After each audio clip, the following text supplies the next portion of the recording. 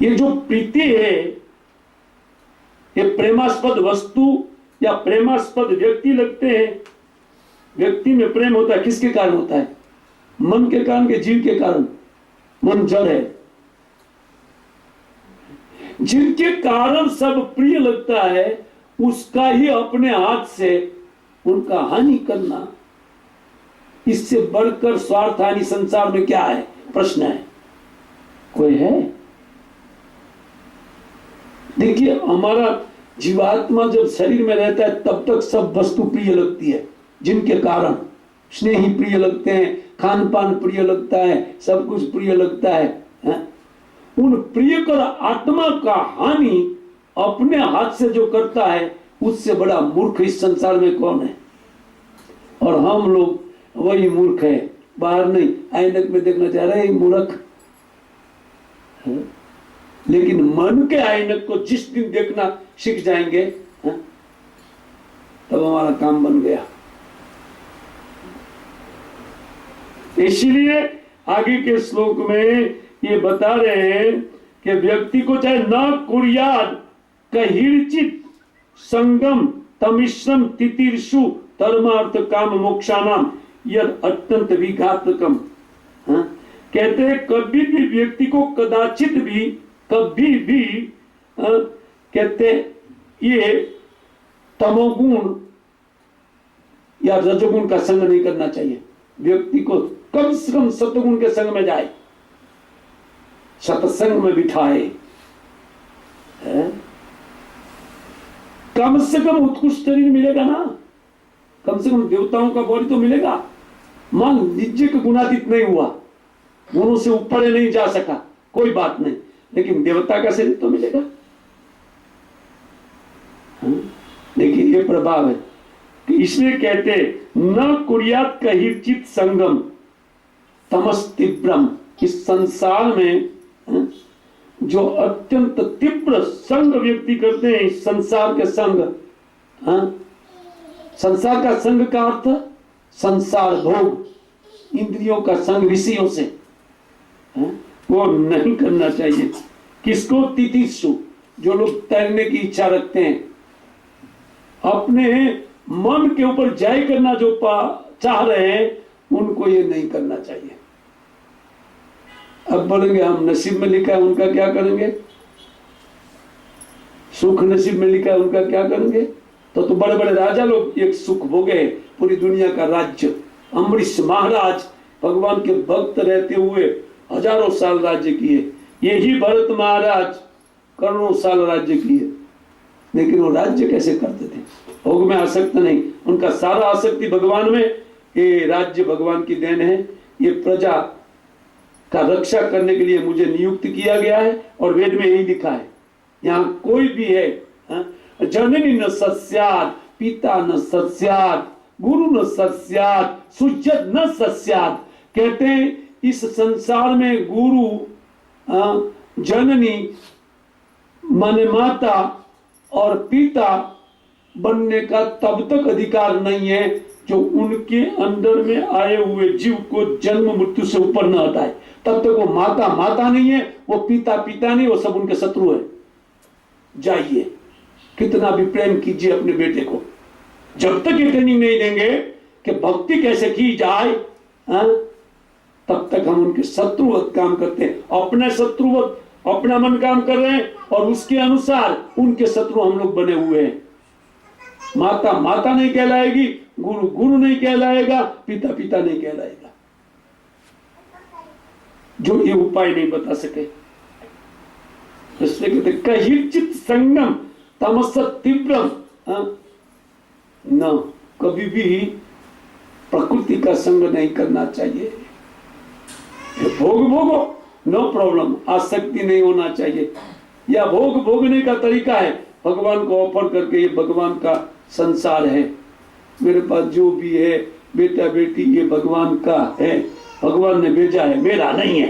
लेकिन मन मान अरे मेरा है, आपका नहीं है, आप अपने से बना नहीं सकते। अब बनाने तो बेटा ही बनाएगा, बेटिया क्यों बनाएगा कोई? लड़का ठीक है, लेकिन अपने हाथ में है नहीं। हाँ? ये भेजा जाता है जीवों को कर्म के अनुसार हमारे पास। इस बात को थोड़ा गहराई से सोचते हुए व्यक्ति को अपने मन को नियंत्रित कर अर्थांत उन भोगमयी दृष्टि से हटाना चाहिए। धीरे धीरे, एकाएक नहीं होगा, हाँ? लेकिन धीरे धीरे उनका प्रैक्टिस यहाँ पर हरे कृष्ण मूवमेंट में मिलता है। ये सबसे बड़ा शिक्षा है और सबसे बड़ा कल्याणकारी मार्ग यही है जीवों के लिए। उसमें दैहिक कल्याण ऐड हो जाता है। लोग बोलते हैं आपकी संस्था दूसरों को खाना खिलाने के लिए क्या करती है? बहुत बहुत संस्थाएं खाना देती है। अरे भाई, शरीर से निकालना माने खाने से निकल गया और कभी खाने की झंझट नहीं रहेगी। मुक्त कर दो। मुक्त अवस्था में जीव को खाना कमाने की क्या, खाने की भी आवश्यकता नहीं है। मुक्त जीव को वो नहीं चाहता है खान पान। ये सब भोगासक्ति के कारण हम लोग खाना भोगना सब कुछ चाहते, मन के कारण। ये मन कमाल कर रहा है बैठ करके। इसलिए कहते हैं कि व्यक्ति को जो तितिर्षु है अथवा धर्मर्थ काम चाहते हैं उनको भी इसके लिए भी अत्यंत विघातकम, ये जो आसक्ति उनके लिए अत्यंत घातक है। इसलिए मन की क्रियाओं को आसक्ति बोलते हैं। आइए मूल में जाते हैं जहां प्रवचन चलता है। अब तो समझ गए आप? नहीं पाए, फिर भी मैं प्रश्न उत्तर रखूंगा 5 मिनट के बाद में। एक श्लोक देख लेते हैं। कहते हैं उन 8वें श्लोक में, गुणानुरक्तम व्यसनाय जंतो क्षेमाय निर्गुण मथो मन स्यात्। कहते गुण अनुरक्त मन वो बंधन का कारण है।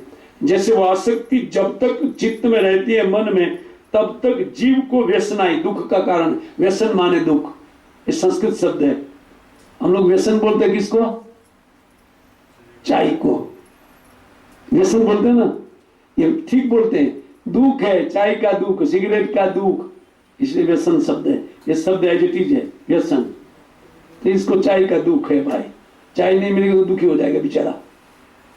जिनको व्यसन नहीं है, चाय का दुख नहीं है, उनको बगैर चाय चलेगा। उसी प्रकार बगैर भोग भी जीव रह सकता है।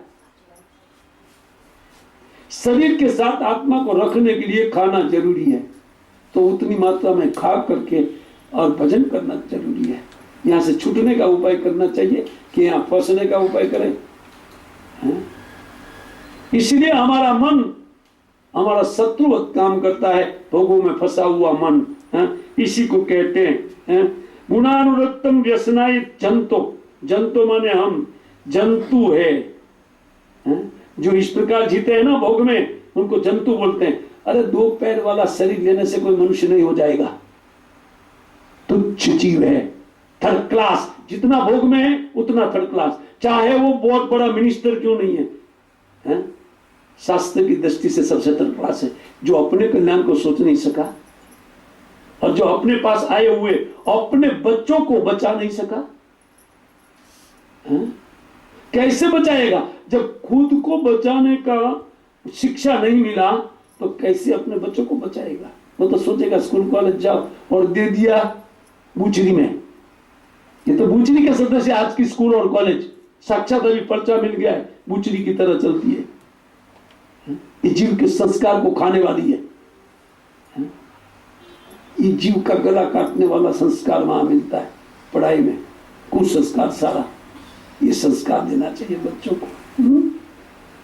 इसलिए कहते हैं इन 8वें में कि देखिए गुणा अनुरक्तम व्यसनाय जंतु।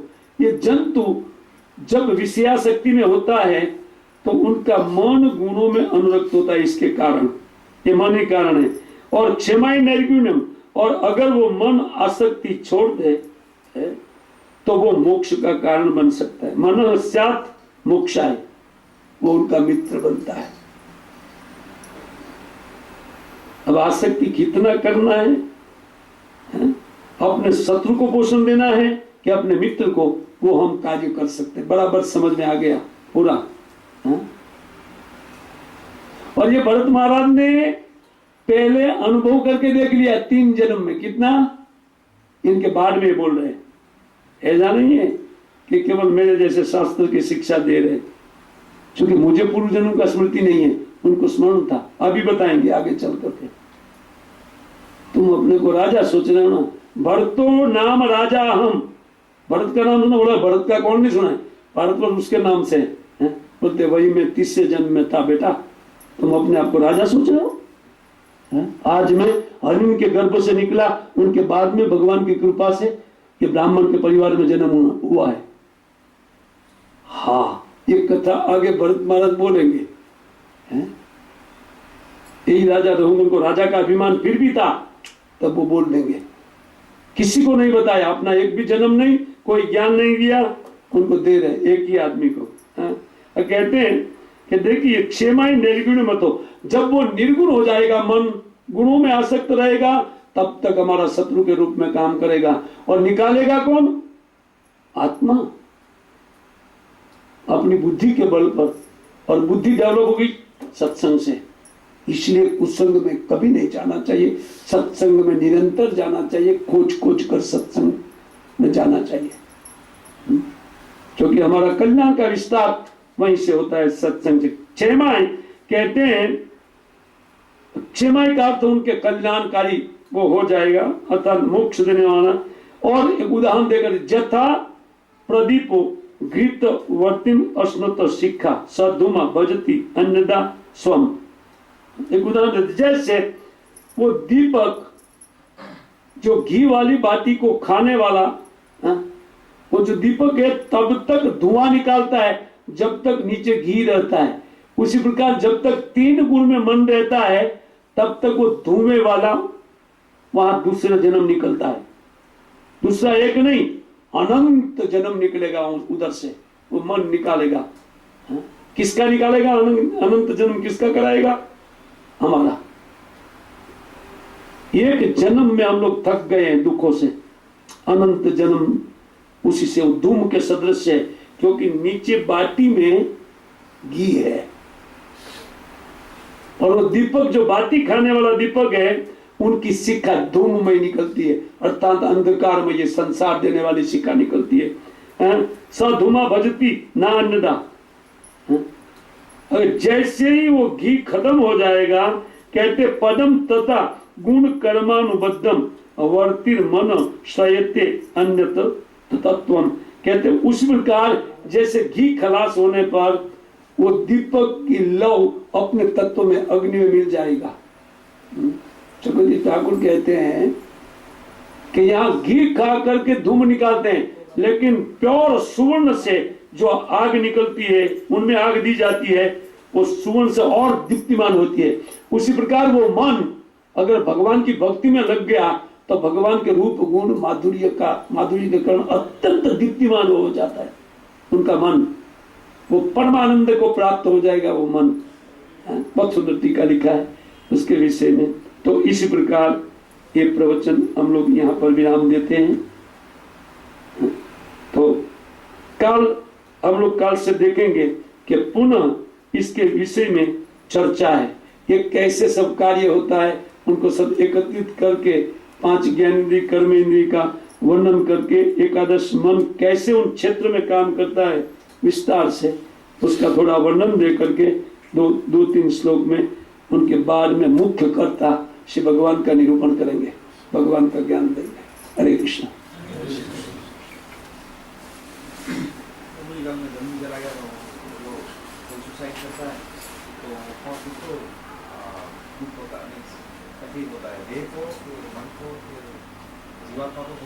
पहले तो ये जो अपघात है वो विषम परिस्थिति में ऐसा निर्णय लेता है, जो दुखों को सहन नहीं कर सकता है या अमरस क्रोध में ये काम होता है, वो स्वाभाविक नहीं है।